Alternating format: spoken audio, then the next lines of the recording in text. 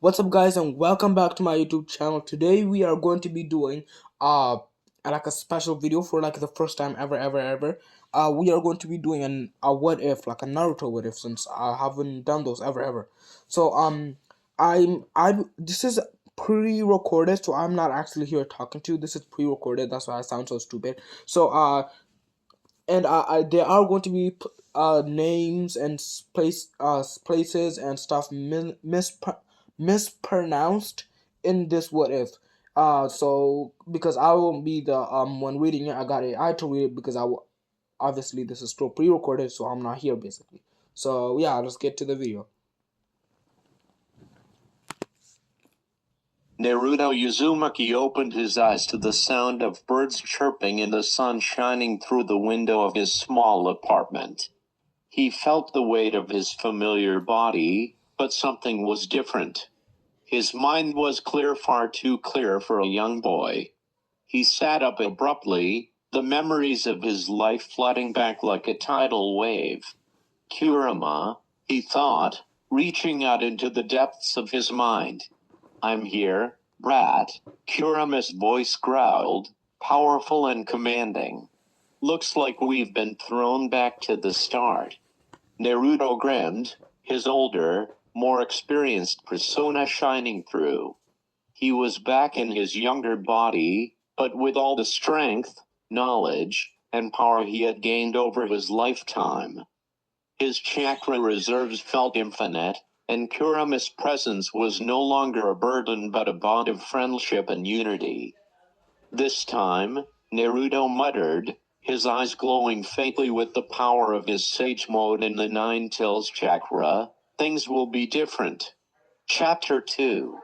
The Uchiha clan lives. One of Naruto's earliest missions in his new life was to ensure the Uchiha clan's survival. Knowing what awaited them, Naruto visited the Uchiha compound under the guise of a simple errand. With his sharp mind and extensive knowledge, he manipulated the situation to prevent the growing tensions between the Uchiha clan and the village elders.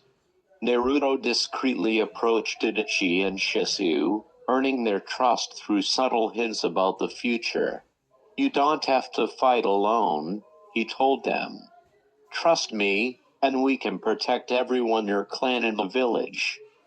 Using his overwhelming strength and the combined wisdom of his past life, Naruto helped Shisu avoid Danza's schemes, ensuring the safety of the Uchiha clan. Itachi never had to face the horrific choice that had once defined his life. Chapter 3. The Academy and Early Adventures. Returning to his younger self's life, Naruto tackled the academy with ease. His control over chakra, jutsu, and combat made him a prodigy among his peers, though he hid the full extent of his power. He still played the part of the loud, determined underdog, but his interventions subtly shaped the outcomes of events. During the bell test with Kakashi, Naruto shocked everyone by passing in mere moments, using advanced tactics and techniques.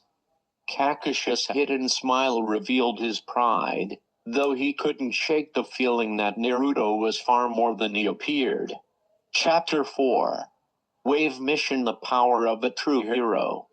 The first major mission to the Land of Waves revealed the full extent of Naruto's strength. When Zabuza and Haku appeared, Naruto's instincts kicked in. He didn't just rely on brute force, he used strategy, emotional intelligence, and his overwhelming power to handle the situation. When Haku revealed their devotion to Zabuza, Naruto's words struck deep, reminding them of the value of life and the possibility of a different path. With Kurama's chakra at his disposal, he healed the bridge builder's injuries and helped the team bring Zabuza to justice without unnecessary bloodshed. Chapter 5. Chunin Exams and Bonds Forged. By the time of the Chunin exams, Naruto was already a legend in the making. His fight against Neji was no longer a struggle, it was a lesson. Naruto's overwhelming power was on display as he used Sage Mode and his mastery over the Nine Tails chakra to dominate the battle, but he never belittled Neji. Instead, he inspired him to change his outlook on destiny and freedom. The battle with Gaara was a spectacle. Naruto didn't just defeat Gaara, he helped him understand the value of bonds and friendship, forming a connection that would change the course of the Sand Village's future. When Orochimaru attacked during the Forest of Death, Naruto was ready. The serpent's sand and sinister chakra filled the air, sending chills down the spines of everyone present. Sasuke and Sakura froze, but Naruto stepped forward, his aura radiating confidence. Orochimaru sneered, underestimating the young ninja. However, the moment their fight began, it was clear Naruto was in a league of his own. With a single burst of speed, Naruto closed the distance, delivering a devastating Rasengan infused with Sage Chakra straight into Orochimaru's chest. The force sent the sand crashing through several trees, leaving a massive crater in the forest floor. Before Orochimaru could recover, Naruto unleashed a barrage of techniques. Shadow clones overwhelmed him, sealing jutsu prevented his escape, and a Rasengan obliterated the area, cutting off any chance of retaliation. Kurama's chakra flared, and for the first time in his life, Orochimaru felt genuine fear. "You won't hurt my friends or this village," Naruto declared, his voice echoing with authority. With the final blow, Naruto incapacitated Orochimaru, leaving him too weak to continue his schemes. The attack on the exams was effectively over before it could truly begin. Chapter 6. The Uchiha Bond. Naruto's relationship with Sasuke was different in this timeline. With the Uchiha clan intact and Itachi serving as a positive influence, Sasuke's path was marred by hatred. Naruto still challenged Sasuke to grow stronger, but their bond was less about rivalry and more about mutual respect and friendship. Chapter 7. Dominating the threats of the Boruto era. Years after bringing peace to the shinobi world, Naruto's strength was once again put to the test when new threats emerged during the Boruto era. This time, however, Naruto was not a passive observer, he was the overwhelming force of justice that ended conflicts before they could spiral out of control. When Momoshiki and Kinshiki Otsutsuki attacked, Naruto didn't wait for things to escalate. The moment they appeared, Naruto unleashed his full power. His Sage of Six Paths form illuminated the battlefield as he moved faster than the eye could follow. With precision, he countered every attack Momoshiki threw at him, overpowering the Otsutsuki with devastating strikes. Momoshiki attempted to absorb Naruto's chakra, but Naruto's strategy had already accounted for this. Using a combination of shadow clones and advanced sealing techniques, he overwhelmed Momoshiki's absorption ability.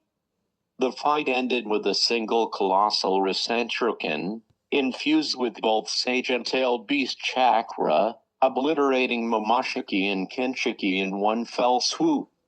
When Ishiki Otsutsuki emerged, Naruto faced him head-on without hesitation. The battlefield became a showcase of Naruto's dominance as he unleashed his full arsenal. Every strike from Ishiki's rods was met with precise counters, and his shrinking ability was nullified by Naruto's mastery over sensory perception and shadow clone feints.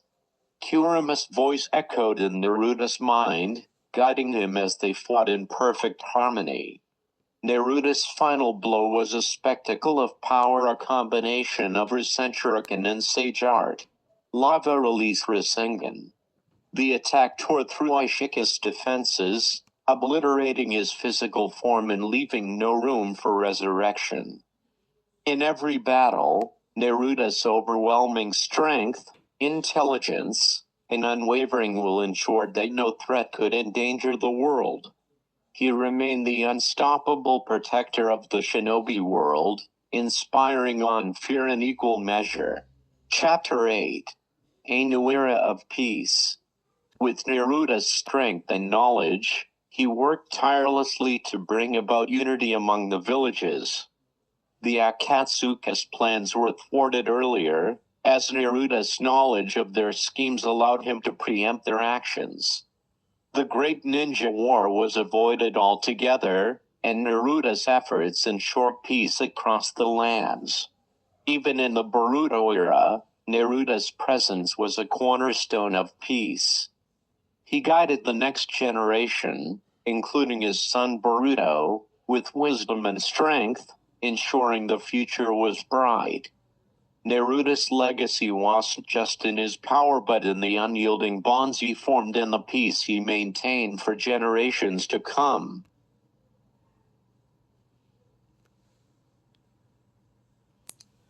Thank you guys so much for watching. I know that this was a really short what if, but that's all I could think of that what would actually kind of happen if Naruto was reborn, cuz of course he would beat everybody's ass, and like he's definitely not using Biryan mode again because he miss Kurama, and I'm sorry that some names and like some definitely like names were like effed up in that story, like because I wasn't reading it. I was, because I was not here at the time, and also like I said, this is a pre-recorded message, so I don't know if this actually works, but I'll have to check the video. But thank you guys so much for watching, and I will see you next time.